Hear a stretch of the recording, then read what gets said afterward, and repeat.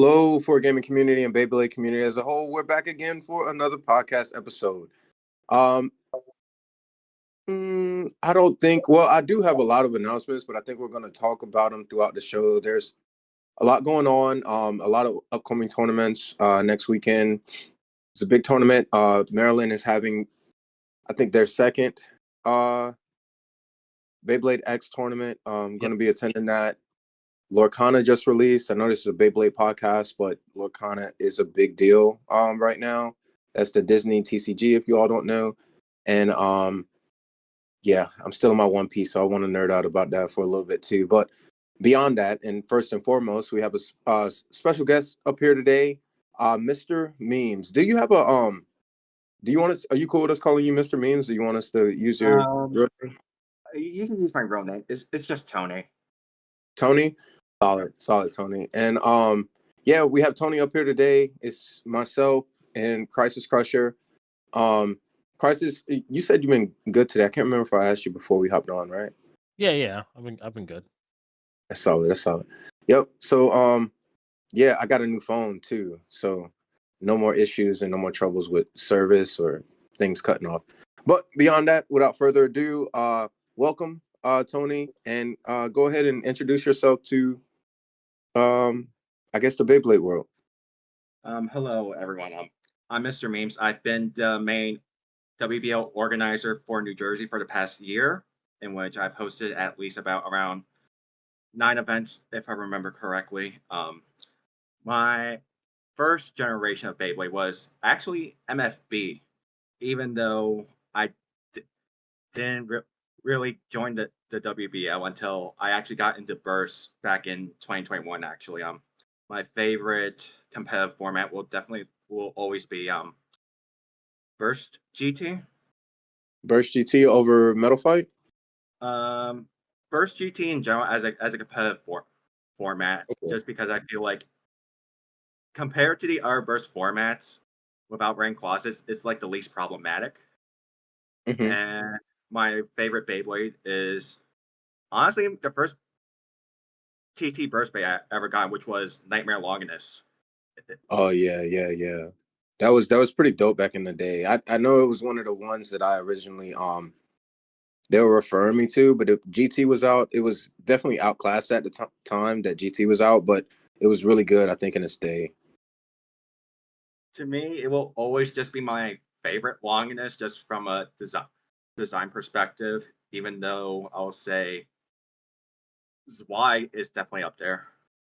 Yeah, yeah, yeah. So you play attack more heavy?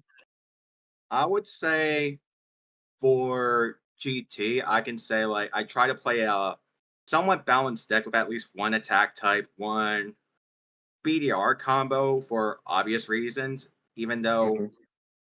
you could obviously go like Zone Dash plus Hazy and Drift maybe, and then with my second combo would be the same spin counter to my BDR combo always. Solid. What what got you into Beyblade originally? Um, Back in the old days around 2010, I saw MFB in the stores, and then I started collecting from there, and then I ended up selling my collection back in 2015, and haven't really thought about Beyblade until like originally 2019 when someone randomly in my college decided to buy some, and then I bought like Nightmare Longinus and like two cheap Hasbro dual packs. Didn't really Hmm. think about it, and this is gonna be the shocker that always gets people. COVID has actually got me back into Beyblade actually, It because got you back into it? like let me explain. Like it's a crazy story. So on if I remember, like the day after Christmas Day, I end up waking up 10 a.m. in the morning. I get a phone call, and it's from my oldest sister telling me that most of our family has COVID. I should probably get myself tested. I'm like, dang. And even though Dang. I end up not really getting anything, I still had to quarantine myself for 2 weeks. And then at the time, I ended up seeing like a lot of Beyblade videos on YouTube, specifically of Sankey, and then I ended up buying mostly like a lot of Hasbro stuff. And then I mostly focus on like collecting random bays without really any thought about it.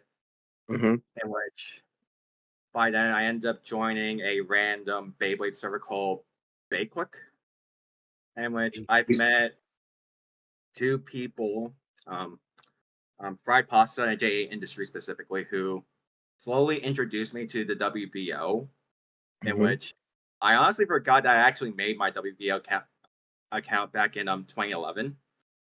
Oh, And dang, then that's a while ago. Yeah. yeah, and then I ended up officially joined the community through them actually. And Okay. Okay. then after some random talk about how New Jersey used to have like a big big scene, I ended up deciding that I wanted to become an organizer since no one else was really doing it at the time. So I just stepped up to the plate and decided to become an organizer for New Jersey. Yeah, that's dope, man. Definitely, yeah, because I did hear New Jersey did have a big scene. I think New Jersey and New York did at one point in time, and then I know it dwindled away. Uh, I, New Jersey, I think still has a really big scene because I know there's a lot more organizers up there. I think out of all the regions that I know personally, they have the most organizers that aren't WBO affiliated. At least that I know of. I know a couple, and Yeah, yeah, but there's still like a lot. There's a big Beyblade scene up there, and I know you said it was surprising, but man, COVID. I think COVID got a lot of people into Beyblade. It got Mike into Beyblade. Yeah. Um, yeah, and I mean, just around that time, and Like because COVID just forced very weird scenarios for everybody. it did it, Yeah. and I don't even know if they were weird. It was more like it kind of opened. It just changed our perspective on a lot of things. Yeah. Yeah, but yeah, I think it was because around that time that was also like it was. Well, I got into Beyblade around that time, but it wasn't necessarily due to COVID. But I think I think it definitely like influenced things in a whole lot of ways. But you've been a part of the community for a while. You're the first person I heard to say they prefer burst over metal fight if they came in with metal fight. for me, it's more of a recency bias over anything, and it's just because of like of New Jersey mostly primarily being like a birth state, in my opinion, from my personal experience, in which whenever I hosted MFB events, they always had like the lowest turnout. While with first events, I usually get up to at least around 18 to 24-ish people, with Hmm. regional being like the biggest event that I've organized so far. Hmm. You did the regionals for World Cup. Yeah, and So, ironically enough, JA Industries once again, he actually was the one that said, Mr. Means, you should ask if you be a part of it. And I went in not really thinking that I would really be included in, considering that at the time I was still considered like one of the newer organizers during the hmm. time. Hmm. And surprisingly, I managed to get New Jersey in. I was like, that's pretty neat. Yeah, yeah, that's pretty dope. Yeah, because that's how Armor got in. Armor and Sniper, right? Yeah. Yeah. Yeah. Where's Fried Pasta from? Is he from Maryland or is he He's from Maryland. Jersey? Well, Maryland. see, From technically he's possibly from Virginia. yeah. Uh, okay. Yeah, because I feel like I remember the first time I met him, it was in the Virginia tournament, and I felt like he was close, but I know he's everywhere up north because he even goes out to where's J Industries at? It's in Ohio, Indiana. Indiana, Indiana. Yeah. So I know those guys travel. They travel a lot for Beyblade. Um. Uh. Yeah, I know that was your story. I wanted to give you the opportunity of the floor. What was some of the topics that you had? I would say like one of the topics that I want to bring up just because of like recent things, like for one thing, I want to start out by saying like after my last event, which was Beyblade First Experience New Jersey, in which hosted the first X event for New Jersey, in which I ended up giving away a lot of Gen X stuff provided by the Mm-hmm. WBO to really promote Gen X. Mm-hmm. I at the time, around specifically during regionals, I was honestly feeling very burnt out by Beyblade actually. More Yeah. specifically on like the overall organizer aspect of it, because after regionals, I end up having to help one of the newer organizers, Swag Lakitu, who's like a big MFB player, organize Mm-hmm. his first event the next month. Then I end up doing GT for May. Then I end up hosting 4D for Midwest, Mm-hmm. and then I did MFL is great again in July, even though that was probably when the worst of my burnout was from organizing events, in which like it got bad to the point where I didn't want to run the event. I didn't feel like playing, and even though like it had to do with some other factors, like I didn't do that great at Midwest in terms of the MFB events, unfortunately. But it was probably like the biggest MFB event that I've went to so far, so that was to be expected. Yeah. But Yeah. like after I finished running first experience, I ended up like talking to JA Industries because of the fact like he's probably like I would consider like my best friend in this community, in which Mm-hmm. we almost like hang out like I would say like every other day, and he's probably been like one of my biggest influences in terms of just like how I should really be an organizer and how I should really be a member of this community, in which Mm-hmm. I had to announce on my server with a lot of the New Jersey players that I was gonna take a break from organizing for a while, just because like I was just like tired of like being the boss for a bit and not really getting to enjoy playing the game, because like when organizing events you have to worry about like so many different factors, while at the same time like having to deal with like not really having to worry about your own performance, or not really being able to focus on it, because like you have to make sure that matches are still going, all the rules are being followed, and I just kind of got really exhausted It, by it's it over time. organizing and hosting is very like mentally taxing. It Like is. honestly, the only reason why I can do it so well is because I have a great support team with Keatster, Alan, Kirito. All these people are always helping me, and it makes it 10 times easier. Like you're only as good as the people that are there to help you. Like if you're expected to just do the organizing and stuff on your own, it's just gonna get very taxing very fast. And like when Yeah. I was organizing at the time, I was pretty much like the only non-Maryland WBO organizer that was actually organizing events somewhat consistently, because Swag Lakitu was still new. Red Ninja 0829 and Mexican Twix, who both live in South Jersey, don't really organize events surprisingly, and Brogito, from what I heard, he lives like really far off in PA, which is why he doesn't really host that often, even though I heard that he's just been trying to host more re- recently near where he lives. Yeah. Mm-hmm. Mm-hmm. Yeah.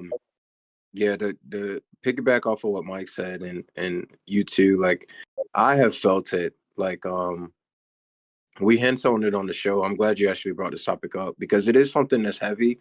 It's I think may stay away from it to not like discourage people or to think that like I'm getting out of just organizing or hosting, but it is like it is very taxing. I was gonna ask like who else did that you did have to help you, because within my community at one point in time there were quite a few of us showing up consistently, so I always had a lot of judges or other organizers that could help.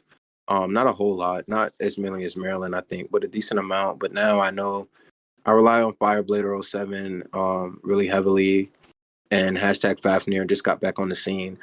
And if either one of them are not at a tournament of mine, I know it's gonna run. It's gonna be taxing. Like I'll be honest. Like I've been thinking like recently. Like even if I am hosting, I'm probably only gonna host. Like I'm probably not gonna play.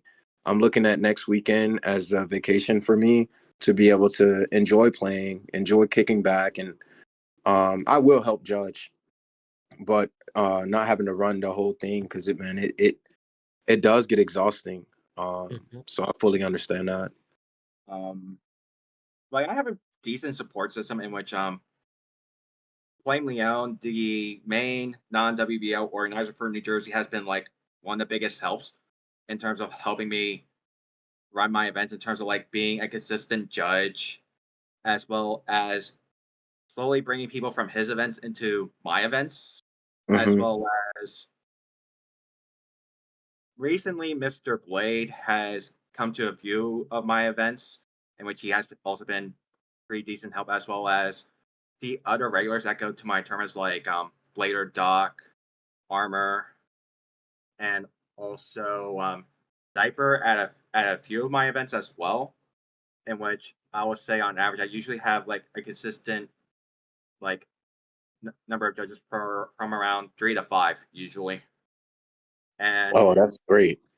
I use for the most that too. part, I made the mistake of judging matches myself, which slows things down a bit. In which after talking to a few organizers like Fried Pasta and Blade Kid, they highly recommended that I should not judge at all unless if I absolutely have to. Like if judges are playing against each other, for example, that's probably like the only time where I should be judging a match. Hmm. Really? Yeah, because it slows things down. What I noticed, and I will typically only have two judges. That's why it's like it's very hard. Sometimes I'll be able to pull other judges, but then it's like they'll probably judge for like a round or two and then be like, hey, can I have a break to, practice? Or they just kind of wander off. And I'm not about to like force them, it's a volunteer thing and I know they're to enjoy it. But if I'm judging, then the other stadium will get empty and that slows it up. And then I got to call it out, put it in. So, yeah. But it's good if you have like 4 or 5 people, like you said. That's solid, man. And another thing, and a lot of people don't really notice in the community. I think I probably mentioned it to Crisis when I talked to him before.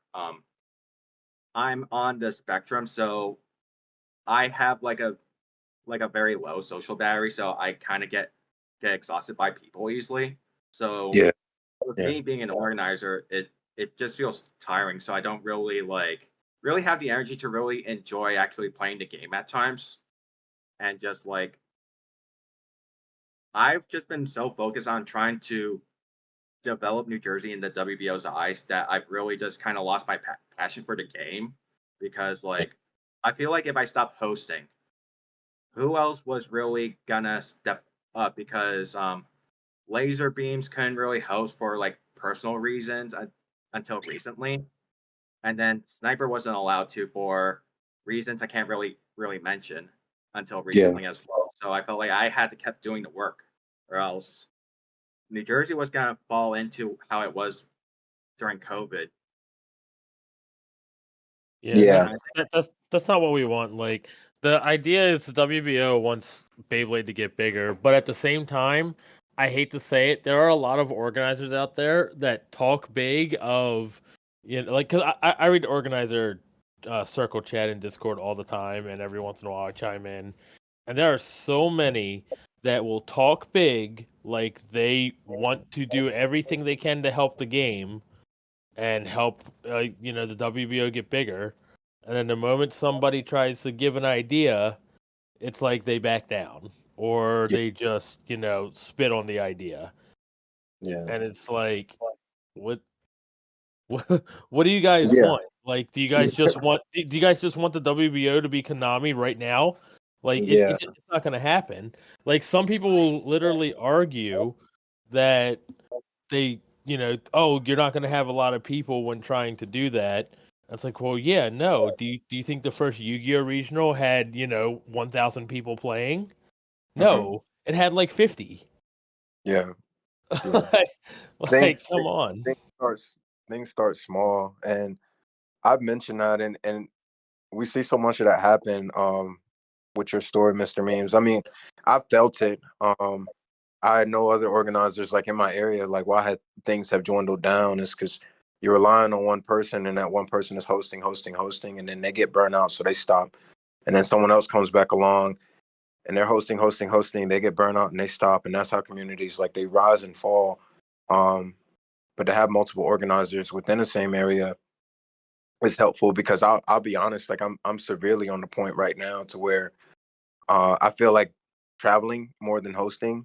And if I am hosting, because I was even traveling to host because I wanted to be in a central area, but now it's gonna, like, as I think about it, it's got to be local. It has to be more convenience to me because I don't want to completely burn myself out to where it's like I can't do this anymore. But I know right now I'm enjoying the game more if I'm able to travel and help in that way. And I think it's coming to that. So it is, yeah, sad to hear, man. But at the same time, you know, you got to take care of yourself, Tony. If you're feeling like it's burnout, are you able or willing to travel to like how far is Maryland from here? Like, I would say around 8 hours. Unfortunately, I don't have a car because I've been trying to get my license, but because of like an odd number of factors, with the most recent attempt being like I've always had like really bad anxiety, Oh especially yeah. when it comes to like driving.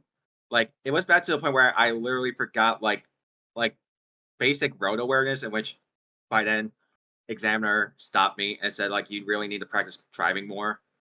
In which Oh, like okay. um Yeah. My bad. I ain't mean to. I it's ain't fine. mean to put it all up. But yeah. Yeah. Okay. So maybe traveling isn't it, but maybe you can. I don't know. Hopefully, someone else will start. Like you said, Sniper can kick it off because sometimes that break from hosting and you can just go to someone else's tournament and even just helping them because being a judge, I'll say it, and judges can agree or disagree, I don't know, but judging is way less stressful than organizing the entirety of the event. Sometimes you deal with those tough matches and you could have like that match or so that's like stressful, but that's still stressful for the organizer too. Because they've got to be your backup. They are typically the head judge. So it's a break. Yeah. Yeah, like I know for a fact that Sniper's first event will be on the 16th, so I'm obviously gonna go in, be able to play the game for the first time without really worrying about organizing and only having to judge, which makes me feel pretty good about it. Mhm. And I only have like one thing I really specifically want to bring up to Crisis because it's just always been a question I specifically have about Maryland for the longest time. All right. So from whenever I usually go over tournaments on the WBO website, when it comes to Maryland events, it's always usually, at least for the last year, it's usually consistently been like either Prices or Michael Nightwing usually hosting events consistently, while the organizers, in which there are like, if I remember, like 15 of them. Yeah. And yet So they don't really organize as much. So I'm just curious about that actually. so one of the things is so Mike Nightwing, he currently hosts a lot of unranked tournaments. He's mostly hosting stuff at his shop, where he is mostly hosting unranked fun tournaments, like Hasbro only, playing in the big Decagon Stadium, tag team tournaments, stuff with just like random and wacky rules. So he's pretty much catering more to the like kid side of the game of just you're playing for fun. And I've been hosting mostly ranked stuff. Um, that's all I really host because me personally, I'm a very competitive person. I come from competitive Yu-Gi-Oh. But the main reason why I've been the main one hosting and not like other hosts is one, half the other hosts are like my general friends. Like, we actually hang out on a daily basis or, every week we're hanging out. Like most of us are getting into Lorcana together right now. Um Hey. yeah, Lorcana, it's fun. But so like at that point in time there, I've already been doing it enough and now it's just in like this sort of solid state of we know what to expect. Crisis is hosting. We go in. Geetzer will be head judge. These people are judging.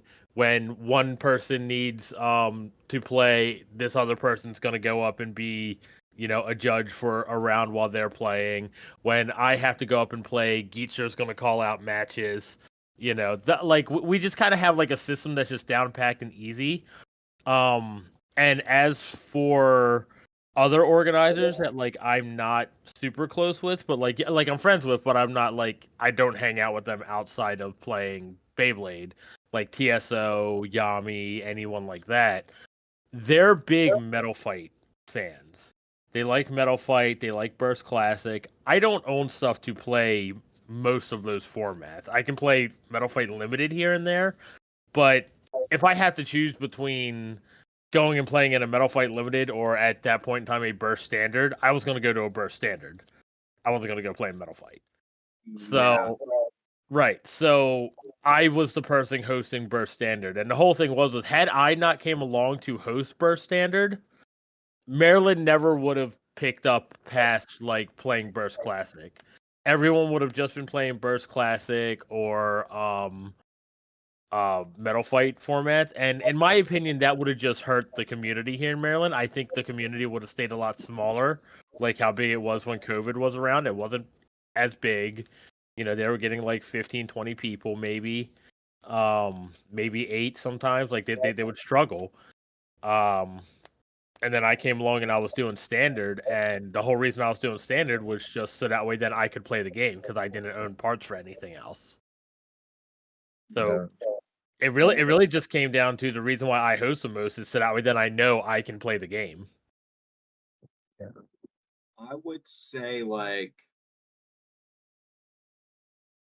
there's one thing I would bring up, like because you're a pretty busy guy on Crisis, so in the event if you're not able to host for a while, who do you think would step up to really run MD if you're not around for a while?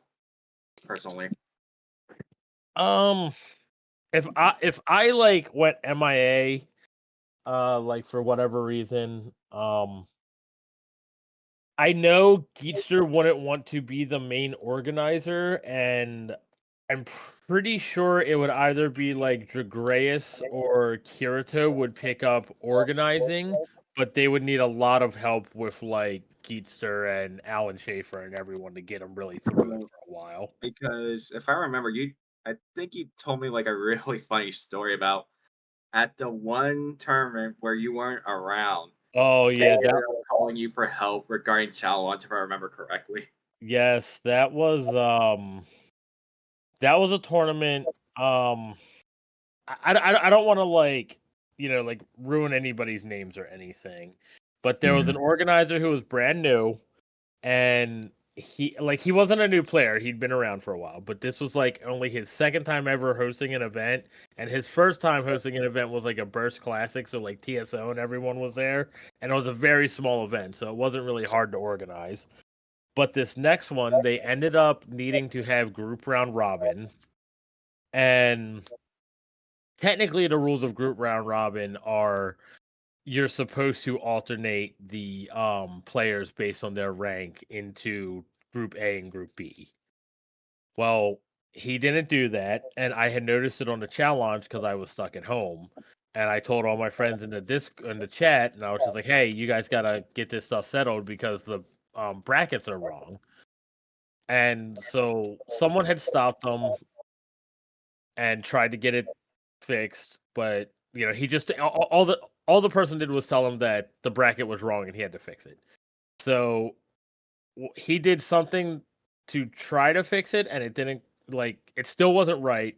I told him it still wasn't right, so he called me, the organizer. He called me. He asked me. I explained to him what he had to do. He then still got it wrong. Mm-hmm. And by that point in time, they had already stopped the tournament 2 different times, so they all just played anyway.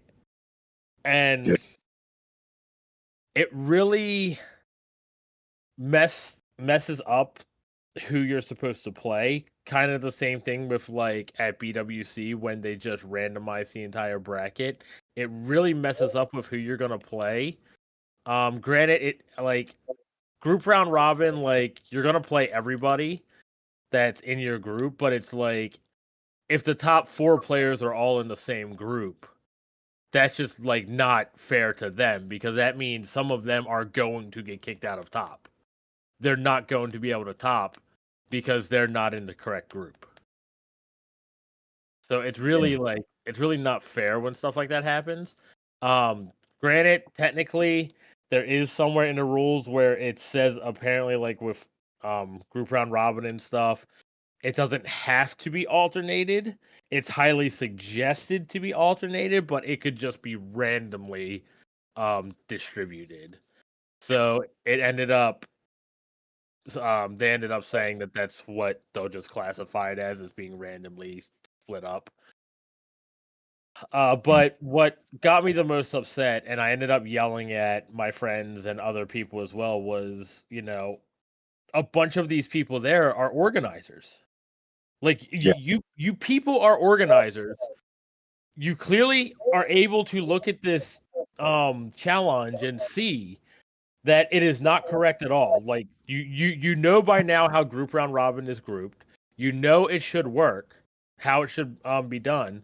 And instead of actually going, hey, this is wrong, let me come over there and let me help you set it up, you actually take the time and just physically do the work to make sure it's set up properly.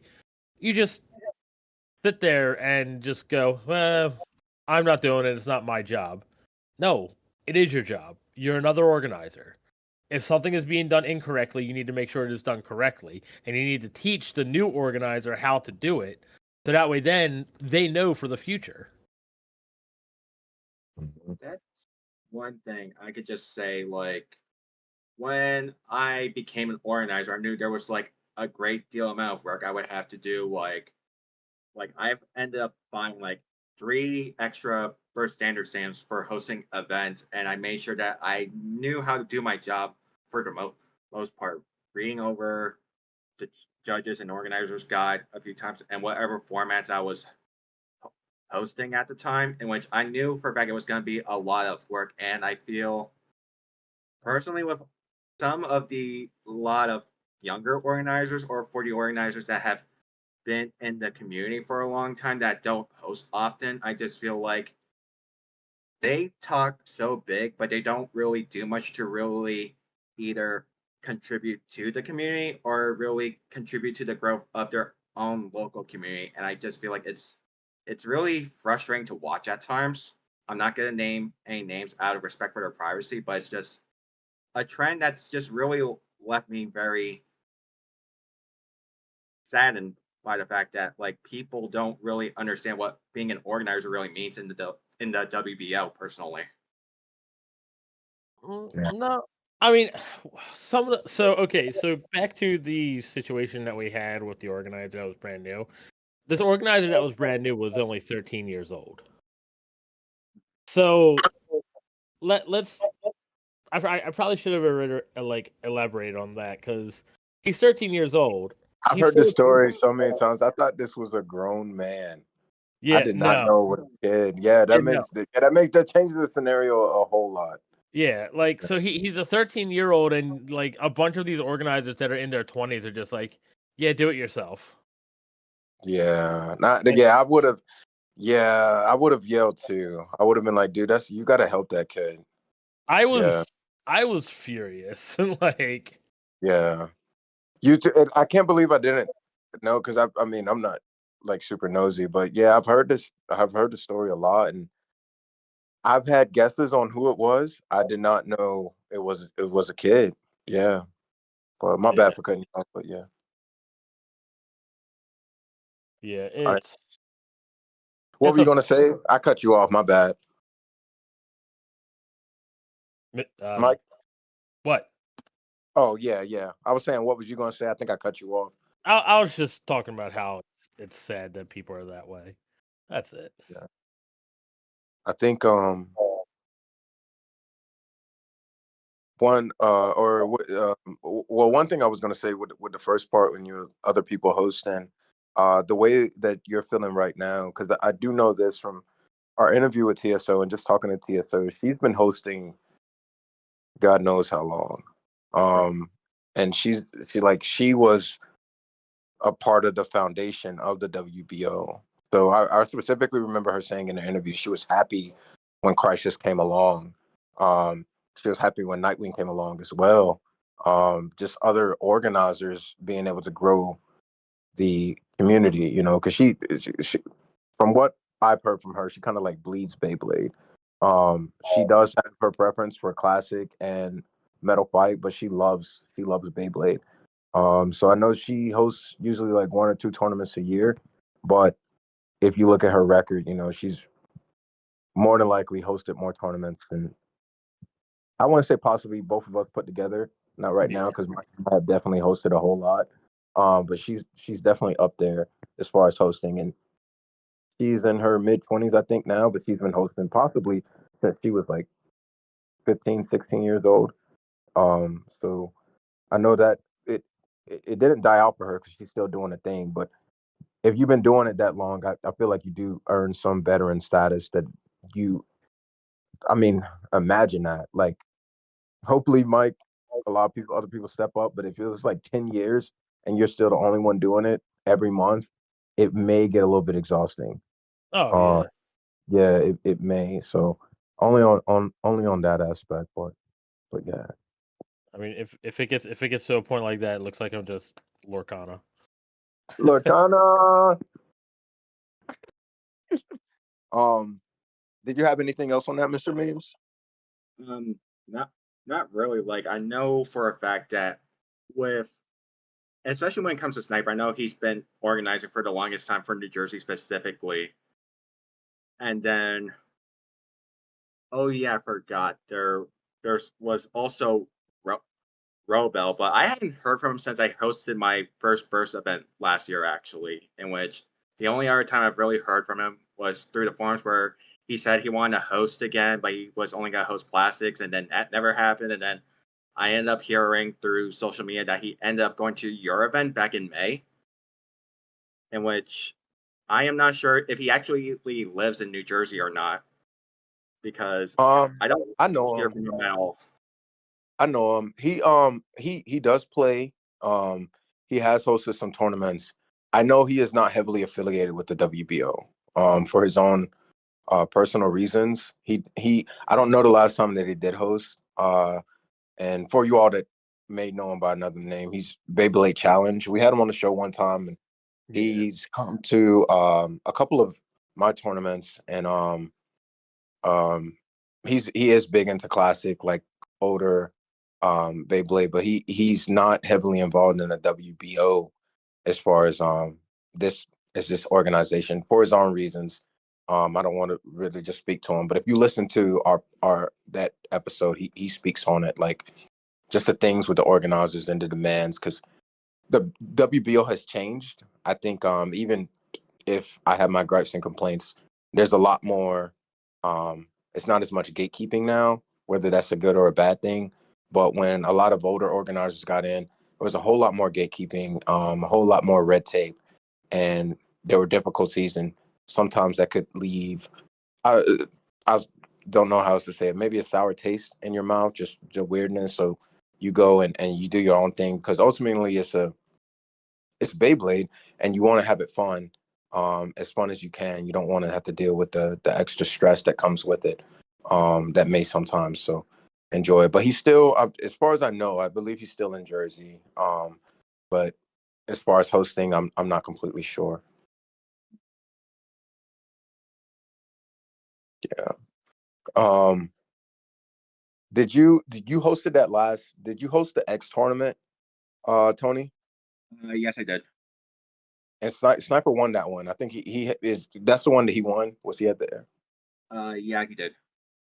Okay. How was that event? I would say it went well for the most part, in which the only things I could really just kind of complain about is really like a lot of the younger players end up leaving without telling me, in which by then, even when I told them about the giveaway at the end of the tournament, they ended up like leaving either after top eight or for one instance, one kid left after round one, and Yeah. and It's the then parents most of the time though. It's not the yeah, kids. Yeah. in which For usually helping me at my events, I usually let Leon sell at my events half the time, just because like he's usually been like one of the more consistent helpers that I've had with my events. So I usually just let him have it, just because of the fact like at times I will host my events near his events, and I just feel like for how much he's been hosting longer than me, I feel like I should just like give him a little something to show that I'm grateful that he's able to make time out of his busy schedule to usually help me at my events. Usually go when he has his own stuff to do, in which he's a martial arts instructor and a substitute teacher when he's not organizing events. So his Mhm. schedule's usually pretty busy. Mm, yeah. I yeah, like I said, I know your area definitely has the most Beyblade organizers that I know of that aren't affiliated with the WBO, but still like get out there and uh play Beyblade. Um, it is great that you do have that extra help and that extra support, because I know Flame Leon has been hosting for quite some time as well. I don't know how long. I know him, Sniper, and Beyblade Challenge all have been hosting for a very long time. Um, just for whatever reason or not, it's not fully affiliated with the WBO, but they're still getting out there and helping grow in the community in any way that they can. Yeah. Yeah. Do you like X? I would say like I can definitely will say like I'll play it over burst standard, in which I can definitely will say from my current impressions of it now and then to my initial impressions of it, I can say like I still highly enjoy X. I would just say like, and this is gonna be like a really hot take. I don't think Attack is as brain dead as some people are led to believe, Mm-hmm. just because from my own testing, it's not always good to always do extreme dashes with Drain Sword, just because of the fact like if you don't take out the opposing Beyblade within that one hit or destabilize it enough, you're most likely going to lose like at least either 68% of the time, in which you have to get like a little creative with some of the angles that you're gonna have to go for when launching, just because Mm-hmm. of the fact that consistently you'll either get an over finish or you'll get a crit hit that will destabilize the opposing bay enough for you to win by outspin for the most part, or for the rare burst finish as well. Like I'll say extreme finishes are probably the most difficult win condition to get in my opinion for X. Mm-hmm. You do a lot of testing? I would say like I've done more testing after my event, just because like I kept pondering what I could have done better on, and then when I was just launching Drain Sword and kept observing how I always tend to keep reaching the rail at the very beginning of the bout, I realized that's more or less of a more of a detriment if I don't get that immediate crit, and I realized I have to like really consider how I'm launching Mm-hmm. to where if I can at least get either consistent big hits in without having to go to the rail within like the first 5 or 10 seconds of the bout. And I can Yeah. say like I'm beginning to understand it a lot more better, but I can understand a lot of people's reservations about armor. I will say he's still not a fan of X. Like he's slowly getting used to it, but from when I talked to him, he said he would still rather play burst, which is fair. Yeah. Yeah. Yeah. I remember when we talked to him, he was not hype on X. Um, he wasn't hype before the release, and he wasn't hype after it either. It was I think it's the only person we really talked to that was very adamant about like not wanting to play. But it's all good. I think I haven't done a tournament. I haven't touched them in a while. I'll be honest, man. I haven't even been on the WBO in a while. I think I haven't been up there since I canceled my event. So it's been about 2 weeks or so. Is anything going on? Are there any new rule changes, any updates, any new like popping threads people are arguing about or anything like that? I wouldn't really know personally, just because I actually left WBL Discord a week ago, just because of like partially mostly from my burnout and just from the fact that like when I'm just trying to regain my love for the game, I just don't want to be distracted by all of the silly stuff that really goes on that server, just because they really get into it over the most frivolous of things for no Hmm. reason. So I end up just leaving, so I wouldn't really know. Oh, okay, okay. You know anything, Mike? I mean, no new rule changes or anything. Um, I did recently do a proposal thread. Hmm. So Is that the one you okay, tagged me? yeah, that's the one I sent you. Oh, okay, okay, yeah, yeah. Yeah. So there was a bunch of talk in the Discord and the organizer chat, and this goes back to what I was saying earlier about people in the organizer chat like talking big and saying they want to do things and do stuff to make the community better and whatnot. Um, so obviously one of the biggest things has still been the ranking system being messed up. What can be done to fix it? How could we, you know, do anything to make rank better? And I came up with the solution of we actually just get rid of rank and we just start doing regionals and nationals, like regional qualifiers in the national tournament. And I said this is actually one where we don't need the WBO in order to do. Like Yeah. we don't need staff to go, okay, we're gonna create WBO events and it'll be WBO nationals. And I said, because in all honesty, organizers are the WBO. We are the backbone. Without us, the website does not even have tournaments. They Preach, don't exist. preach. So my whole thing is why don't some dedicated organizers get together and we start planning out an idea of how to have regional qualifiers and a nationals under the WBO name. Like there's stores.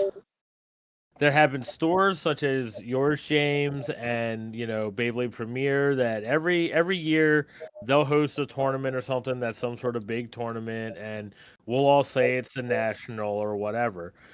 But if two stores are doing two big tournaments, well, which one's the national? Yeah, yeah. You know?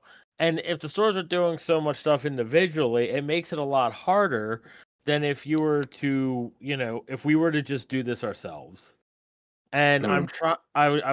I made this whole thread, and I'm actually very disappointed in the organizers of the WBO. I've had only a couple. I think I've had like two replies. One was Shindog, and I can't remember. Mr. Means, were you the other one, or was it someone else? I think it might have been someone else, because at the time, um, when I first saw that thread, I was highly interested in it, but at the same time, it was like from past experience, I was like, I wasn't sure if you were gonna still work with like Kansei on this at the time, so I didn't really respond to it when you first made the thread. I mean, the idea of it is we don't need to work with a store or anything. We can find Yeah. because like it's like I explained in the thread. Kansei charged anywhere between like $40 and $70 for a ticket to play the game. If it costs a WBO organizer, if it ended up costing them like I don't know, James. Actually, you've rented out.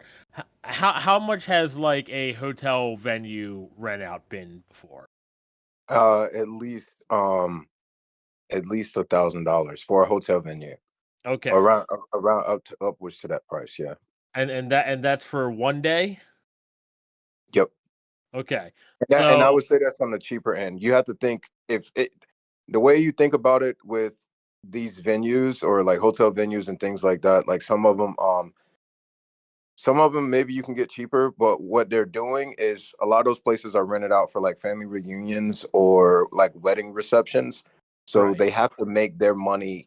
If they're not doing that, then they're kind of charging around those prices. So you can Google those prices and see like around how much those cost. Right. But my point is you I'm sure you can look around, you can find something that that's affordable enough that someone could pony up the cash at the start to do it, and then you can still charge, for people to do it, for people to come and play for that main event at the end, because all the qualifiers don't have to be just like BWC. All the qualifiers can be just regular events, just with a title to them. That's all they have to be. They don't have to be everything is at a hotel, convention, or center or anything like that. Only the main event at the end of the year needs to be that way.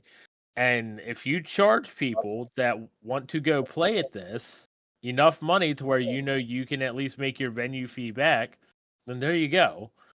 And if you find anyone that's interested in sponsoring the event or helping out, then that's even better. But then it get like you have to start somewhere, and it's gonna start small. There's no way it's not gonna start small, but eventually it will grow to where if next thing you know you're getting 1,000 people for a Beyblade tournament that's a weekend long tournament, and you're charging them $50 each. Well, that's $50,000. Yeah, yeah, So yeah. It's like what's gonna end up happening because we speak on this so much, and when I used to like try to push the WBO to do it, and I was like, forget it, I'll just do it myself. But things happen, things change. Like I think what you have going on with the DMV is such a great idea because ultimately what's gonna happen, like you said, like you start small, and if the WBO like doesn't get on board or isn't doing it, your small, like the DMV small will turn into the big thing to the point to where I'm not saying like you have to separate from the WBO, but it's like the WBO, its existence may or may not matter if people just want to play and they're looking for that big thing, and the DMV was it. Because it can happen with World Cup if that was going on. It could have happened with the circuit if I kept that going on. It's just the consistency because the organizers, like I said, are the ones that are doing these things, and we so badly want the WBO to be on board with that, but they're doing. I don't know what they're doing. well, like I've said before, like we've talked about it before. We like most people know enough to know that the directors currently are what's holding up staff. Yeah. And I just think they need to relinquish their power. Like I think the directors have too like it's natural for directors to have this amount of power, Hmm. but it's natural for directors to have that much amount of power and be active. Yeah.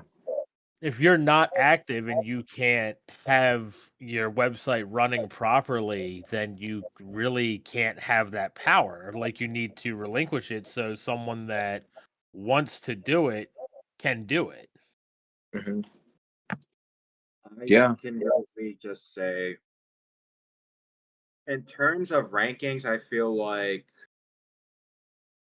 if the WPO is not able to really do anything within the by the end of the year, I will say personally, I think it might be better to let regions have their own ranking system because I know for a fact that the Midwest has their own ranking system for their bladers, and I just feel like for how the WBO is a volunteer-run nonprofit organization, the work is never going to be consistently done regularly in all areas, and that's just the unfortunate matter of the fact.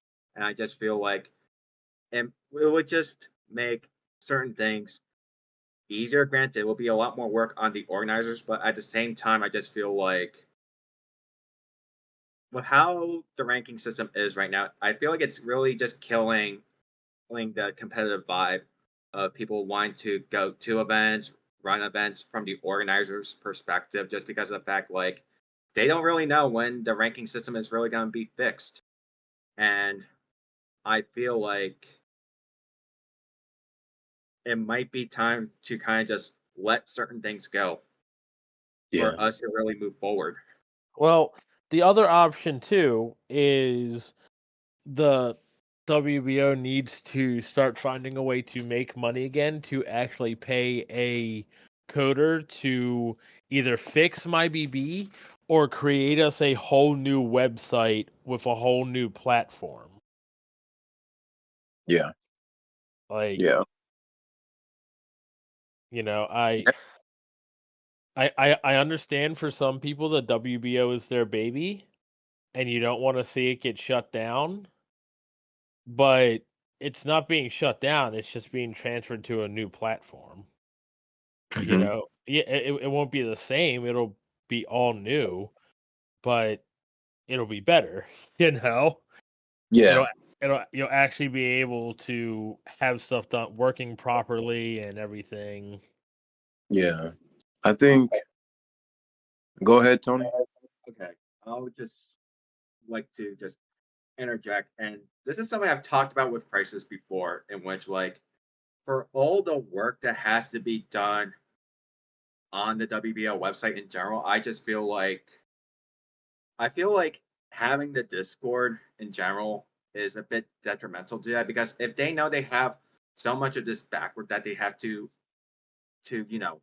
complete on their end, I just feel like having to manage the Discord is just like people have made the argument that they mostly have it for like easier communication and just for archival purposes mostly, but it's like what's really the point if you're not really going to run the website efficiently? Along with the fact, like, I just feel like if they just got rid of the Discord for a while and try to fix things on the website, not only would they have to like actually start actually marketing the WBO again under social media, yeah, um, profiles on Insta and Twitter, but also they could actually come up with some form of sustainable income that could actually be used to actually fix the website, in my opinion. But no, instead, like it's like you got staff kind of just focusing on a website that doesn't really provide much or work, and then a Discord where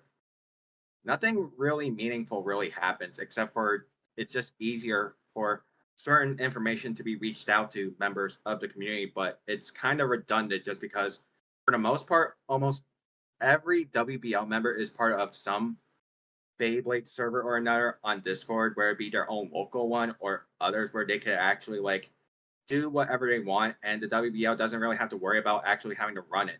So it just feels really redundant for the WBL to really give itself more work without consistent leadership and with ongoing problems that are like just stacking on top of each other that's end up gonna just crush them from the overall pressure of it. So, okay, so in my opinion, a WBO Discord makes sense only for certain things, such as if you had channels strictly for the organizers of like different locations, like if you had a Maryland organizer chat, so that way then they can have quick chats, that makes sense to me. You know, having something like that is valuable because it's just a quick chat for organizers to figure something out, what's going on in their area for the weekend or whatever. But you don't need one that every member has to be a part of. You don't need Yeah. that. Just like, if you made one that was just for regular organizers to be able to converse with other organizers of their area, you know, that's fine. But as far as like Beyblade General, ask a question, Beyblade Animanga, build me a combo. This is all threads on the WBO. Why do we have Discord channels for things that we already have threads for on the WBO? Yeah. It keeps people away from the WBO and they just focus on just And the then disc. and then because it's on Discord, everything happens so fast. There's no monitorization. Yeah. So like you get people in Discord just saying you mad bro and stuff like Yeah. that. When if they Yeah. did that on the forum, that post is instantly deleted. That's big facts. That's big facts. If I had to be like brutally honest, and I feel like I just want to now, I only see the WBO as something that just brings us all together. I do see the benefit of the Discord so everyone can communicate. And it's like what you said, like even within the WBO Discord, you can have your own regions, organizers, and things like that chatting. I feel like a lot of stuff, I wouldn't say completely throw it away because there's so much history, and I get that and things like that. But it's like the WBO, in my eyes, Armand, for the longest of time, has just been somewhere like where you can post your tournament and it can get kind of like global recognition for people to come and attend. But once you have your community kind of built up and then people are networking and asking questions, like then things just blow up from there. You can do more marketing, but the marketing is getting out there and really playing because a friend tells a friend and then a friend, because we don't have WBO commercials. Right. Everything is growing because of the organizers as the backbone. I'm way past trying to resolve rank or anything like that. I had someone hit me up the other day asking like when it was gonna come back and if they can, like what I did when I was running rank for FGC, and I was like, dude, I just made a spreadsheet because honestly, it just depends what your locals want, and if you want it, you don't even have to keep track of every ranked person. You could be like, hey, we're having this many tournaments, like Crisis said, and then we'll have a regionals, and you only keep track of the winners. You know, only keep track of first, second, and third. And there's so many other avenues like we can do. Like Challenge has a ranking system. You can have a ranking system within your community. If the WBO right now is like, hey, let's get rid of the ranking system on um, just the website, and we can refresh the community. Everyone creates an account on Challenge that way you can automatically join the tournament. It can automatically be ran by organizers without people putting their names in, and then you'll automatically gain points from wherever you're at, as long as you're in the WBO community. But that's not something that's going on. But it's like if people want the rank, like it matters. But I think we need to sit back and think like, what do we really want to do? Like, is it play? Do we have an end goal to play? I feel like a championship is a lot more meaningful than the rank, but that's just my personal feelings. On my competitive level, I much rather play to get to like the Super Bowl than to be playing that the try to go undefeated and then lose in playoffs. Like that hurts. Yeah. Um, you know what I'm saying? It's like, yeah, I had a perfect win record all season, but I lose first round of playoffs. It doesn't mean anything. But if I grind it and maybe I don't know, like 14-5 throughout the year, and but I make it to the Super Bowl and I win it, that means a whole lot more than my regular season record. But that's just I don't know. I don't know. It's it's not ultimately not my decision. Right now I'm just gonna play. Oh, and just but yeah. Did y'all have anything else on that? On that specifically, no, not Or really. any other topics? Because I was gonna kick off for this TCG life, but I don't want to jump Um, fully away from Beyblade. Sure. I Um, mean, I was just gonna say, we're having our um big DMV Grand Prix stuff starting soon. That starts next month. This weekend we're having the kind of like pre-game tournament for people to really, come in and experience X. So, hopefully that'll all go well. You'll be there for that. And you got your Discord up too. I should have Yeah, said that. yeah. Me and Robert Lawler are working on the YouTube channel, TikTok, and all that for Balance Tune. So we're working on that, and I made a Discord server. It's slowly coming along, but it's not quite there yet. Yeah, it's all good. Yeah, I should have shouted it out in the beginning. I thought about it like right now. But it's all good. It's all good. Do you play any trading card games, Tony? I would say like I used to play Yu-Gi-Oh until like 2019, and then I kind of delved into more of the spin-off games like Duel Links and then Master Duel, and then I just mostly just stopped just because of like to me at least I just lost interest in modern Yu-Gi-Oh, especially when back then, well, I'm not sure what Master Rule was for, but when you were only allowed to have like one monster from the extra deck on the field at a time, that's when I actually lost interest in the game because I used to play ABC Dragon Buster before I dropped Oh off. yeah, what Master Rule 4, where you had to have link monsters and link arrows pointing to zones, to open up for your extra deck monsters.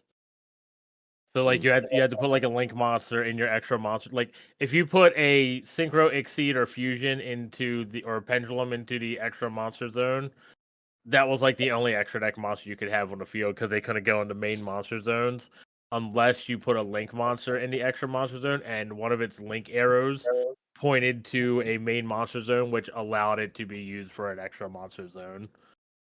So it was. Dude, I don't know. I know you don't know. I My know. Yu-Gi-Oh is so far gone. Like I'm like, dude, what Okay, Exodia still isn't it? You know, like I was. all right, I'm like so first gen Yu-Gi-Oh. I mean, I get the gist of what you're saying for the most part, but I like when my kids started playing, and then I saw like monsters were also trap cards and things like that. I'm like, dude, I have no clue. And link like the links, I've seen that, but it's like, man, I'm so far gone. so so basically, just before Master Rule 4, when we had Master Rule 3, Mhm. you could just like flood the board with a bunch of monsters from the extra deck, whether it was pendulum monsters, synchro monsters, exceeds, or fusions. You could just flood the board with these things, and like Pendulum. What I was looking for. one turn of the game was taking so long to make this stuff, it was unreal. Then Master Rule 4 came out, and we got the extra monster zone, and it was an attempt to slow the game down. Now, for the first like maybe 6 months of the game was slower than what it was in Master Duel 3 or Master Mhm. Rule 3. But then basically it just became everything was just a link deck. You just played one link monster here in your extra monster zone, and then a link monster where that pointed to, and that link monster pointed to more zones, and you just flooded the board with link monsters. So like it literally was like we traded pendulums for links. Yeah. We traded exceeds for links and traded this for links and that for links, and it was just really stupid. So then they Mhm. finally realized, like, okay, now they made Master Rule 5, which is any link monsters have to start in the extra monster zone and can then only go where link monsters point to. Pendulums can only go into the extra monster zone or where link monsters point to, but exceed, synchros, and fusions can go straight into the main monster zone now.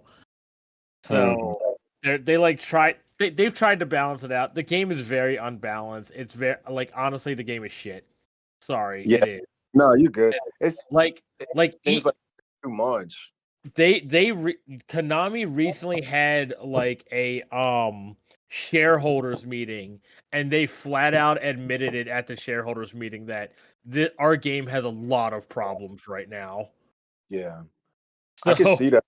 Yeah, I could see that because it's like that came out with Beyblade and it was popping. Oh, well, it was out before Beyblade and it was popping then. Like the tournaments, like that's when, like you said, it was because it was Upper Deck first, right?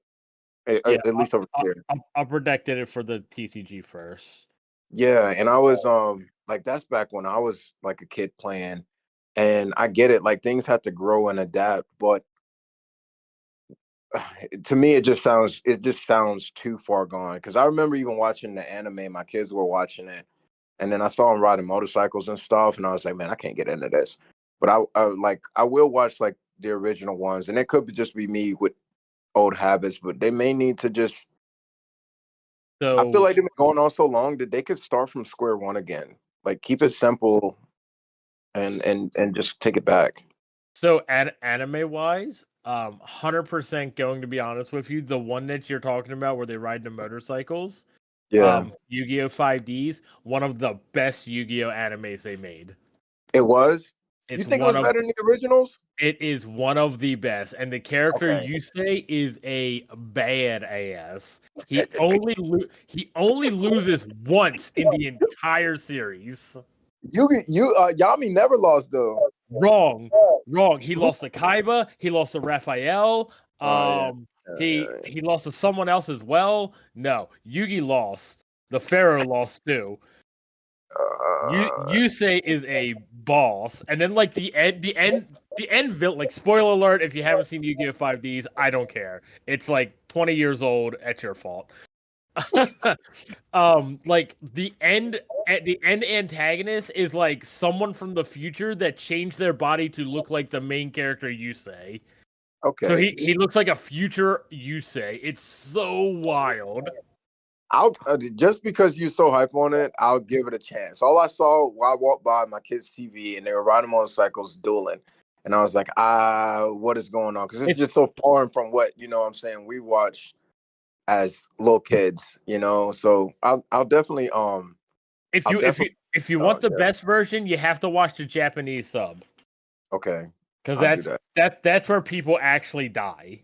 Yeah, yeah, it's different. It's different from what came on what aired on our TV versus like the traditional anime. It's like original Yugi against Arcado when it's like, oh, if this Shadow Blade touches you, you're gonna get sent to the Shadow Realm. And in the No, it's Japanese version, it's like this Saw Blade's gonna cut your legs off. yeah, it's different. It's different. Tony, did you said you stopped playing once. What was it called? What generation? The fourth or That was when Lynx came out, Master Rule 4. okay, okay. And do you play? You don't play any other TCGs, Tony? I would say like I tried getting the Magic when I was younger, but then that didn't really happen. Not much happened, and then I went into like the Pokemon TCG online mostly, and then that just kind of died out. To me, most of my interest mostly lies in like video games mostly. Like I play like a lot of platform fighters, specifically like Smash being one of them, and Rivals of Aether being another, and then with the other game being that Nickelodeon fighting game, Nickelodeon All Star Brawl, which is now getting Is a that season good? being Is it yeah. fun? I would say like upon initial release, there was a lot of criticism for the lack of in-game content, but as an overall fighting game, I would say like it's a lot more fun than playing Smash Ultimate and a Yeah. lot more easier to play compared to Rivals, in my personal opinion. Is it like the platform like gameplay? Is it similar to Smash? Yeah, in which Okay. there's a lot of Smash S mechanics, but there's also things that make it different. Like you could do air dashes, wave dashing on the ground, similar to what you can do in Super Smash Bros. Melee, as well Hmm. as and this is the one thing that kind of got people divided with even some of the more dedicated community members and who play the game are still divided on it. In which there was like a rock paper scissors system for like smash attacks essentially. So like up smash beats down smash, down smash beats regular smash attack, and regular smash attack beats up smash, pretty much. I don't. I am trash at Smash Brothers. I'm not gonna lie to you. I I haven't given the time really to try to play. I just know whenever I do, it's just too much going on. I end up just jumping off of the stadium on accident, killing myself. So I've never really played, but I am intrigued because I do like watching the tournaments. So to hear that you're good at it or you enjoy playing it, that's pretty dope. Like to me, I would say like when my burnout was happening, I ended up playing like more Smash and then ended up getting more enjoyment out of it than Hmm. Beyblade at the time. In which like I would say like the hardest thing about platform fighters in general is just like you have to keep such a consistent sense of awareness for different situations that you have to get out of and remembering like different things happening on the screen at a time. It's not gonna be like a total like onslaught of different things happening. It's more like you have to be prepared for a hypothetical situations A, B, and C and know what to do. Hmm. But otherwise I feel like mechanics wise, I feel like it's it's a bit easier to play Smash than like traditional fighters like Street Fighter, Tekken, Combat, Guilty Gear, because of the fact that you have to be very precise with your with your inputs to like a very insane degree while still having to maintain that consistent sense of awareness. But with Smash, it's lighter on Yeah. the input, but I would just say like it's a bit slower in regards of like of what of when you should act, what you need to do, Hmm. and just being able to react under like in a very short amount of time, like a millisecond. Yeah. Yeah. I it's Smash and like first person shooters, all of those, like I cannot function. It's weird though, like because I play League and I love League. I'm not good at it by any means. It's a very hard game, but I enjoy it even with all the chaos and the craziness. But it's like when it comes to uh like smashing the other ones is like on Smash, like I said, I'm jumping off of the screen. I don't know what I'm doing. First person shooters, I'm the guy that's running around and end up somebody pops out on me, I'm shooting up in the air. I can't like focus on it. I'm good with strategy games. Like I love CCGs. I guess I'm a little bit. I needed to move a little bit slower for me, but I do enjoy. I like this little. I know I guess it's a little change up. Like we had the first hour on Beyblade, and it might be just because X is new and slow, but I also like the little change up. Because I think ultimately, like all three of us, we're all competitive gamers, and there's Beyblade. We do have Beyblade, but there's so many other things that like got us into this, like Yu-Gi-Oh. Like we all have a history in Yu-Gi-Oh, so it's pretty dope. I wanted to I wanted to speak on one more thing because I think Lorcana is like it's so big. And actually, Mike, I want you to explain to me how it goes. But I don't really have much to say on One Piece. I'm still hype on One Piece. I found I think a new leader for anybody that plays it. And I'm gonna be at Nightwing's tournament for that. So I'm super hype. I don't know if I'm gonna do well or not, but at least to get out of my local area and go play with some other people. If you haven't played the game, definitely do. And I think they have the animated, not the animated series, the live action, which I don't watch live action, but I'm not gonna lie, like the fact that they made this into a show is pretty cool, and I've been watching it today. Um, so check that out. It's promotions for all types of games today. But Lorcana, have you heard about Lorcana, Tony? I've heard about it mostly through Nightwing's and Nightwing's Insta, in which I see him kind of really hyping up the game as Game Man, is mentioned, really fun. along with the One Piece TCG as well. yeah. He definitely, well, he had hyped me up. He didn't hype me up on it. When I saw him posting a lot about it, and then I found a deck at Target. It was a starter deck. It was the film starter deck, and I just got it because I was just gonna collect. I didn't even know it was a real game. I thought it was just like cards, like display cards. And on Father's Day, I bought another deck and I played with my son. And when I played with my son, I got hooked. So then I started blowing up Nightwing. Because the first thing I asked, I was like, dude, is it like Yu-Gi-Oh? And he was like, no, it's way less. It reminds me of the simplicity of Yu-Gi-Oh when it first came out with the strategy. And not the chaos and craziness. It's like you have a leader, like each player they have a leader, and you got a deck of 50 cards, and you have Dawn cards, which is Dawn is kind of like your mana and your energy. So to be able to play a card, it'll have a cost of however many Dawn, and you play it, and then you can use your effects, and that's pretty much it. And you just go back and forth and strategizing. You lose from you have depending on your leader, they either have 4 or 5 life points. One has 6, and you lose when you can attack the leader at any time, and anytime that your leader gets fully attacked, they lose a life point. You can try to counter it or block it, but if it attacks, you lose a life point. Once you have no more life points, then if you get hit, you lose the game. So it's a strategy in that way. It's a lot of fun. Lorcana, I there was a guy I work with because I was talking to him about One Piece, and he told me about Lorcana, and then when I started mentioning, I started seeing it all over social media. I saw Nightwing posting about it. I even went to when I was at Walmart, like looking for it. This lady there, she was telling me, and she was like, "Yeah, it's all over TikTok and everything. Like it's popping." And I initially went out actually to just go get a pack for my buddy that I work with because he was looking for it heavy. But after like 3 hours of car searching. Like I had to drive to another city to actually find these things. I was like, I'm keeping some of these for myself. And then as I looked into it, because he opened up the starter deck, which is something real cool, because I didn't know they had boosters in them, because I didn't find any boosters that do come with a booster pack, which I was like, dang, that's pretty dope. That's the whole reason why they're more expensive than like a normal starter deck. Starter, yeah, because at first I was like, man, this is $20. I got a couple of them, but I was like, man, these are pricey, and I was gonna have just like one that is like unopened, just for collector's edition. But I'm probably gonna go home and open them all up now. The fact that I know they have boosters in them.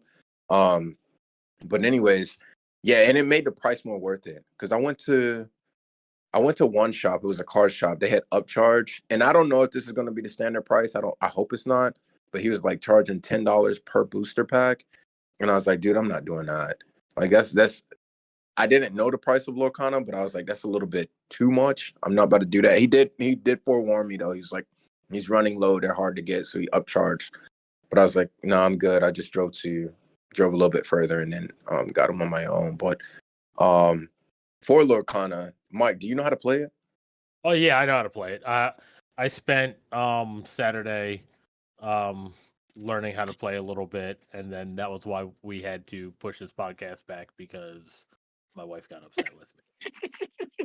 Yeah, it happens. We all have real lives. Yeah. Yeah. So she was like, "You're out all day playing a card game." I'm like, "I'm sorry." Yeah. And if y'all don't know, because I don't think we said it, Lorcana its official release, I think, was September 1st. I think a lot of hobby shops got it in earlier than that.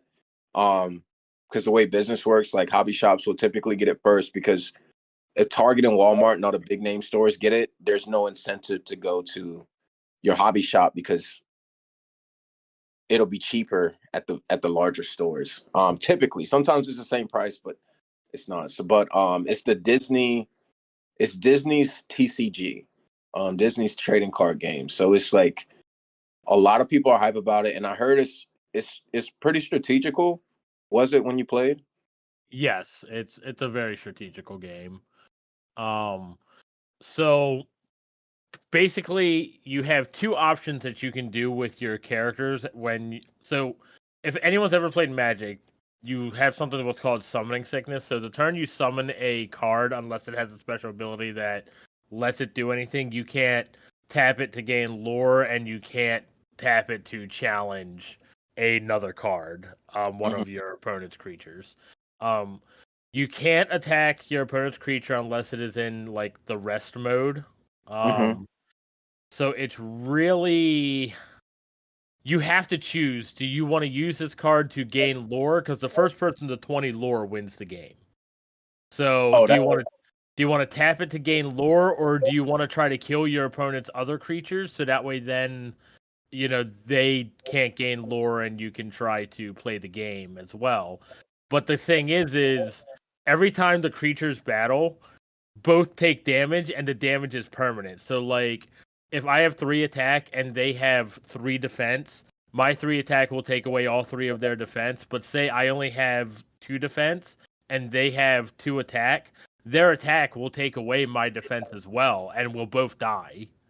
oh, so it's like Yu-Gi-Oh! If it's evenly matched. Yeah, it's really interesting. Yeah, I One Piece is the same. It's the same. Yeah. Yeah, it's really good. It's really worth playing. I've definitely enjoyed it a lot more, I think, than I thought I was going to. Phone ringing. Yeah, I'll be back. Yep.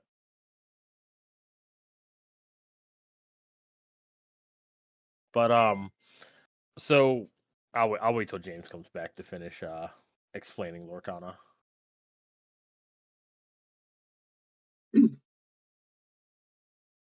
Have you looked into it at all, Tony? Not really, but with all the talk about Lorcana from both you and Staples, and that actually reminds me of another trading card game I actually played, but it was mobile, and it's not the one that you're thinking of.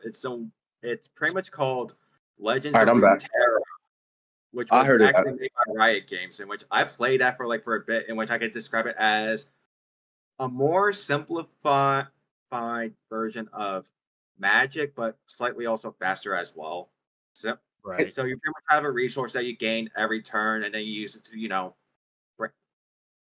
summon creatures and such, in which you can get like different win conditions depending on what deck that you play. And I've played it for a bit longer than I had played like Yu-Gi-Oh in like recent times before I stopped for some reason. I don't know why. Right. How Tony? How old is?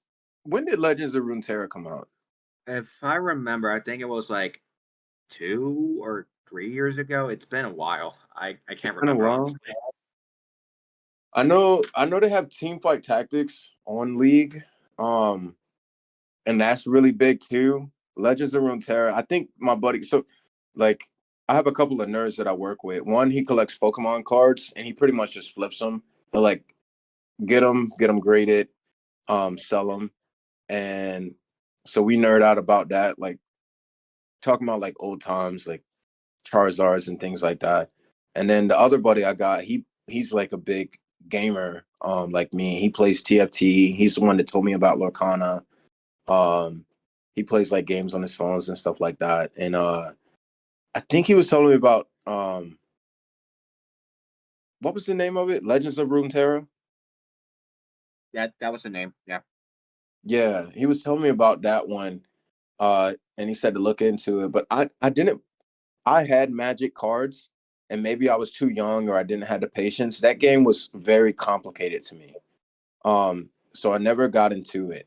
So, but if it is like that in a simpler version, I don't know if I'm gonna look into it because I'm not gonna lie. I spent too much money on One Piece and then getting these Lorcana. That's the one thing about TCGs versus Beyblade. Beyblade, like we can complain about the price of a Bey, but it is if you're building a good deck, Beyblades are cheap.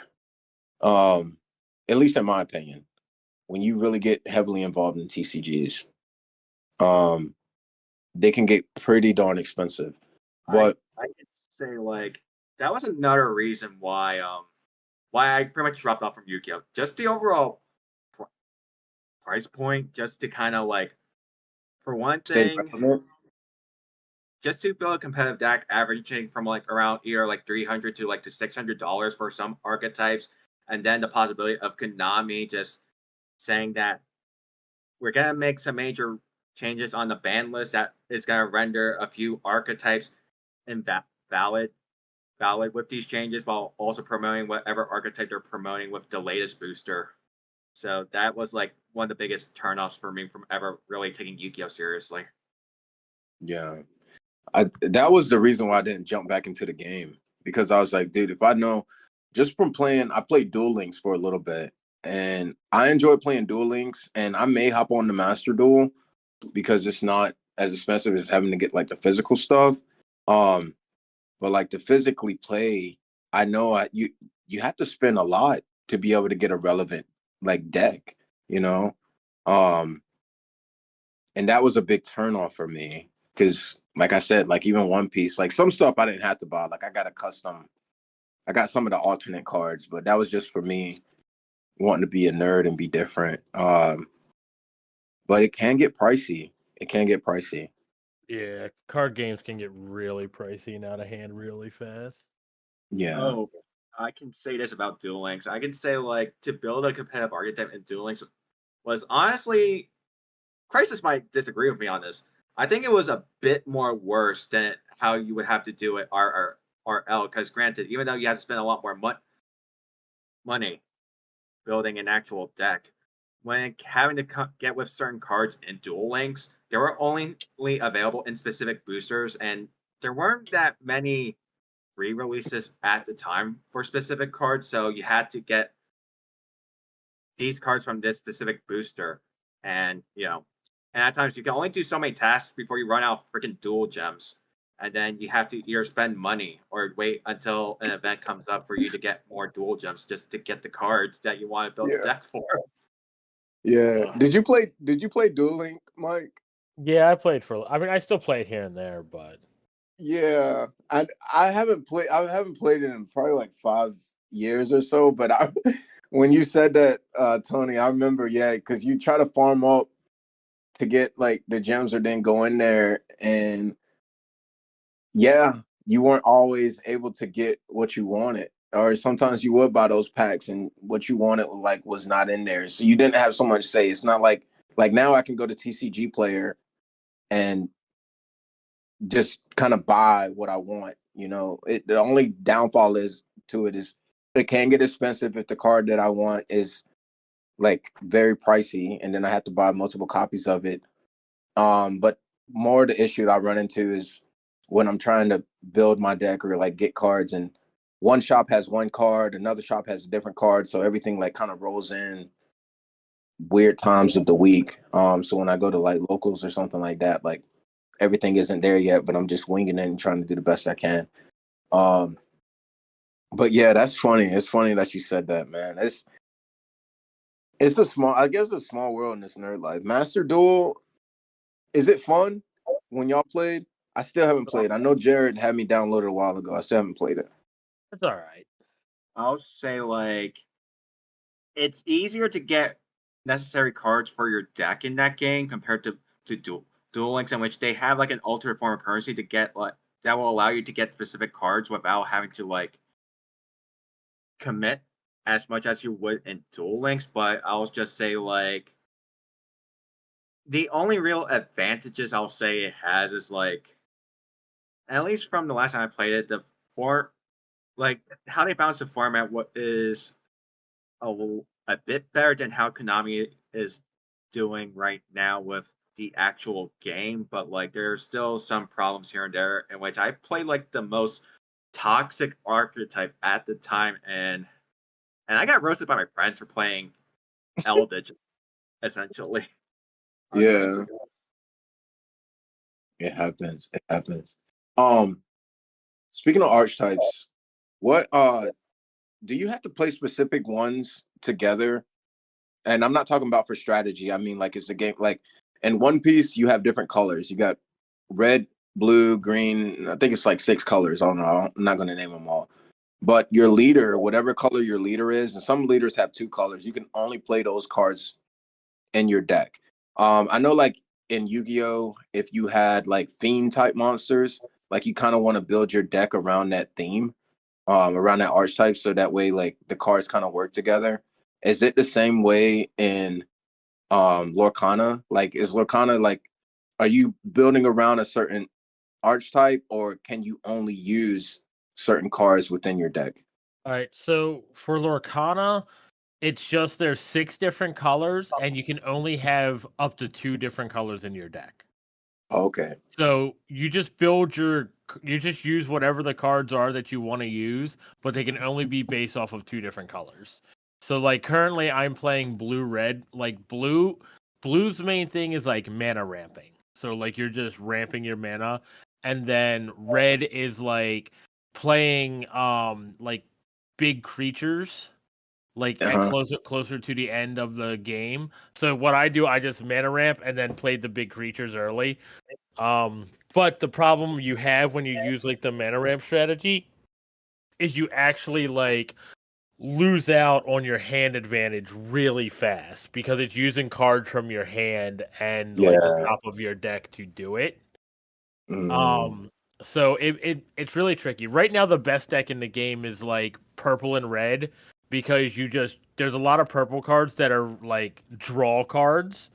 Hmm. So you're able to draw cards, and then a lot of their creatures like they have a couple Elsa creatures and stuff that when it comes to the board, it freezes Hmm. your characters, so they can't. It'll tap your characters, and they can't untap the next turn. Ooh. Yeah, so it makes Yeah. it like it kind of controls the game up until they get to the point where they finally have enough mana to then just start playing a bunch of big stuff. And because they've always drawn cards, they're always seeing these cards. Yeah. I like I would say like I'm probably like a jerk when I play TCGs. I like to play like strategies that annoy my opponent more than anything. Like even in One Piece, it's like the fact that I can control like my life as well as my opponent's life, or like bounce cards back to their deck or to their hand. And even if I don't win, it's probably I don't know, a sick obsession of mine just to be able to get in somebody's head and to frustrate them that way, and usually that will come out to the win. Um, but yeah, this I do like the different types of well, I think all TCGs have that, like the focus around the game. Um, that's pretty sweet. That's pretty dope. I know. I think when I come up there, I'm just gonna watch. I might play, but I know I want to watch because I'm bad with when I read like rules, I overthink it and it gives me like anxiety. It's better for me to just either jump in and just play and I learn as I go, or to watch other people play so I can see how the game is played. It was the same way with Beyblade. I didn't host my first like WBO tournament and all that until I actually went to a couple of events and I saw how they were ran. And then I got my stuff together. Um, but yeah, man, it sounds fun. Is Jared and everyone playing too? Everyone's playing. Lord Kana took the scene by storm. I mean, Um, so Alan actually started really playing it online and getting into it, and I told him flat, I am not a person that really likes to play the card games and stuff online. I don't, because to me, when I play card games online, I fall into like the bad habit of, oh, now I can like play test all these cards, but then when I go to play with my deck and I don't have these cards yet, it makes it yeah, harder. yeah. I've seen that. I think that's where most of my money gets spent because I'll play the simulator for One Piece. Nightwing told me to do this, and I mean it does help. And I'll end up using a deck, and I'll see cards. I'm like, man, this works really good together. And then I'll get on TCG Player, and just one copy of the card is worth like $30, and so I'm like, okay. And I was running like 4 copies of that. So that's like $120 on one card. So I'm like, no, I'm not spending that. Let me change up my meta, like even $10 for one card is too much. Um, Yeah.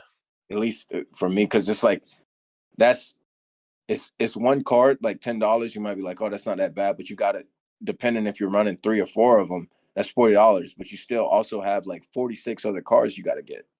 Right. Um, so it's like it's kind of heavy, but and I know some people don't like playing online too. I think because just the online atmosphere, like people are spamming what they can get up there, but in real life, it's the RNG is a little bit different.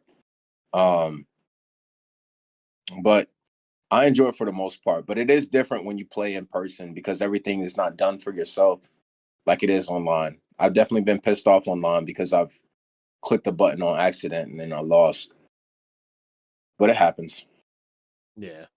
Like I'm only into competitive Pokemon just because I play on Smogon a lot, in Hmm. which it's a Pokemon battle simulator where you can pretty much build your hypothetical teams with the desired stats that you want without actually having to like play the game.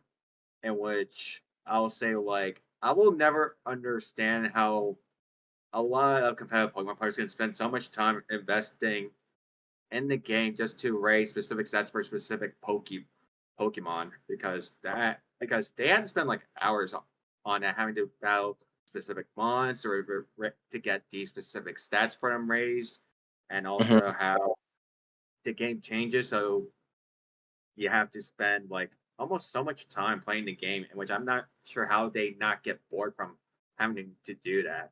Like I could never do it myself.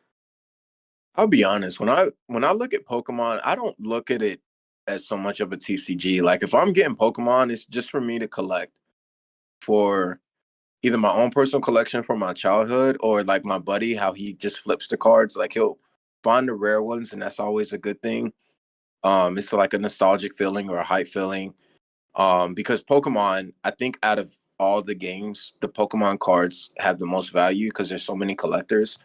I don't I know how to play when I was little. I don't know if the game's changed that much. I know there is some strategy in it, but I know it's nowhere near as much as like a lot of other TCGs. Um, so it never intrigued me as much. I can't see. I'm not the collector to where I'm about to go out and buy a Charizard. I'm not that hype into it. Yeah. Um, but I will go out and buy a pack to see like if I could pull something cool. But yeah, Pokemon didn't. Even as a kid, Pokemon didn't really do it for me. It was fun, you know. You have a sleepover, or you're at school or something like that, trading Pokemon or playing a little game. But when it came to like legit competitive play, it was Yu-Gi-Oh for me. And Magic was a little bit too advanced, or I just didn't have the interest. And now it's One Piece, and I want to try Lorcana. I know I'm gonna try it, but I know like it's like what Jared said. I'm heavily in love with One Piece. I got it up on my screen now. As soon as we're done here, I'm gonna start playing the simulator again. But yeah. All right. Did y'all have any other topics? I know like we kicked off Beyblade and kicked into TCGs. Tony, did you have any questions for us? Any final questions? I would say like there's one other thing I want to bring up before we Yeah. kind of end things. This is like for Crisis, and he got into like a very big discussion about it a while ago. So Crisis. Yeah. I think I've seen what you said on Organizer Circle before I left, but like, what are your current feelings regarding the rank clauses? Actually, I don't like them. 100%. The reason I don't like them is because now at this point in time, every time I turn around, people are asking for new rank clauses. Like they think, oh, this needs to be a rank clause, this needs to be a rank clause, this should be a rank clause, this should be a rank clause. And in all actuality, the WBO staff, especially the OP team, they need to just be able to decide, hey, this is what's best for the game, and either you all play it or you don't. Yeah. Because honestly, we're getting too much to the point where there's too many cooks in the kitchen, if you know what I mean. Too many people are voicing their opinions, and those opinions are being like listened to as if like they have to be listened to. They don't. There are people that come up with some things that just it's not even needed at all, but we then listen to it. Yeah. like I feel like I understand where they were coming from with rank clauses. I could just say its biggest detriment to me is just not only what with what you brought up. Now people are gonna have like such skewed opinions about the game because different regions will have different rank clauses for their events to Oh the point yeah. where any consistent or compelling discussion about competitive formats is just going to become down to what if this rank clause was in effect? How would the game be game be if it was in effect or not in effect, or this was in effect or not? And which like it's such a nightmare, and just adds to a lot of the other stuff that the WBO has to really actually get down and actually find a feasible solution for, in which like for people that might disagree with rank clauses, I would like to say like, you know, you could if you don't like it, you could always just not always attend the event. I know that sounds like a very mean spirited response, but at the same time, no one's really forcing you to really play with rank clause A, B, and C in effect for this format. So it's like you really have to like pick and choose your battles and just kind of learn how to kind of like roll with the punches at the end of the day. And I just feel like staff just I would say try to choose the solution that will please everyone, but it also had a lot of harmful long-term effects that they did not really consider, in my opinion. Yeah. It like you said, so first off, if we're gonna have a ranking system, that ranking system should be standardized. Yeah. Like you don't go around playing, NFL football and the rules for each state are different. You know what I mean? So like if the Yeah, I if know. the rules of the game aren't different in NFL football no matter where you're playing, the rules of Beyblade competitive Beyblade should not be different no matter where you're playing. Yeah. Yeah. So I what would. oh, go. The only thing that I honestly just agree with Frank clauses is like at most I only really just like any ring clauses involving certain parts really, but other than that it's just like the alternate KO definition, that's something I'm kind of on the fine line for because if I remember the default rule set is that like wall bounces don't exist in the standardized rule set, in which KOs are 2 points, but self KOs are also now 2 points now. So that's like really like a really big double edged sword there, Chief. Yeah, I mean that's generally the idea of it. Like the idea of the KOs being 2 points is simply you have to choose. Is it's high risk, high reward. You know, if you mess up your launch, well, you messed up your launch. It wasn't the fact that you chose attack. It was you as a blader that messed up. You just launched wrong. Yeah. Yeah. Yeah, it'd be like that. It'd be like that sometimes. Did you have anything else on that, Tony? No, that was really it, really. You have anything else, Mike? I still like I know right now I'm hyped on Lorcana, but I still deeply like Beyblade and Beyblade X. So like I don't want people thinking that like, oh no, Crisis is just gonna quit playing Beyblade. He's just gonna go play Lorcana. Yeah. No, that's Yeah. that's that's not what's going on. It's just I don't. Right now, I'm not. How do I explain this? Uh, there's not enough like with X right now to have a lot to talk about. Is what I Yeah. should say. Like There's no. it's brand new, but I've only been to one tournament so far, and like it's just not enough to be able to know what to how to really feel about it. Yeah, that's big facts. Big facts. So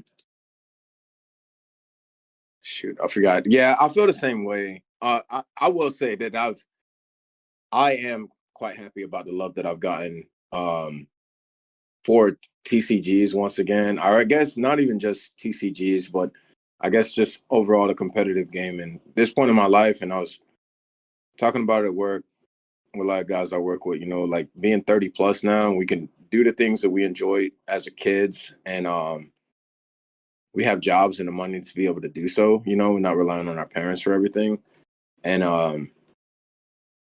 that's a big thing. At least for me, like I really enjoy it. And to get back into it and literally like what our slogan was for gaming, like just really living what you enjoy. And we had the opportunity to do that now. I don't think anybody's gonna be judging you, Crisis. And even if so, I mean the proof is in the pudding. I know you'll still be out there hosting and doing things like that. So I like it's pudding. all yeah, yeah. It's all good. Um shoot, but that are y'all good? Yeah, I think that's it. All Yeah. right. Thank you for coming up here, Mr. Memes, man. I really appreciate it. I wanted to say that I can't remember. But thanks for coming up here. I do hope, well, I'm sure if you're able to go to another tournament, get a little bit of a break, or even take a break away and play some of the other things that you love and enjoy. Um, like Beyblade is it's just part of the it's part of the lifestyle. So I don't think it's gonna die out. We all can get burnout sometimes. Um, and wishing the best for you and your community overall. I do have one thing. I did just get an email because we were supposed to do all the testing for the Beyblades that I got seized. I don't know if Yeah. I'm getting them or not. the testing was able to get done. Thank God, to and through our distributor.